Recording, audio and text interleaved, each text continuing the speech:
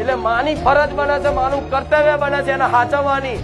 પછી એ દીકરો માં નહીં જોતી, માની અંદર તો મમતા છે, કરુણા છે, દયા છે. માં નહીં જોતી કે મારો દીકરો કેટલા પાપીલો છે, ગમે તેવા પાપ કર્યા હોય, ગમે તેવું ખોટું કર્યું હોય, કદાચ સામે વાળાને મારીને માથું ફોડી નહીં આવ્યો હોય અને કોઈક મારવા આવ્યું હોય ને તો માં એવું કે મારો દીકરો છે, ભલે માર્યું શું થઈ ગયું તારું, જા કે નહીં.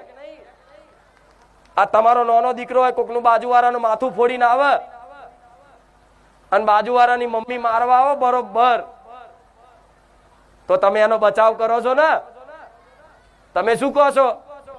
તરત એને બાથમાં લઈને કે ભલે મારા દીકરાએ કદાચ તારા દીકરાનું માથું ફોડી નાખ્યું, એની માં બે લાફામાં લે છે પણ બીજાને મારવા દે. આ શું ખોટું?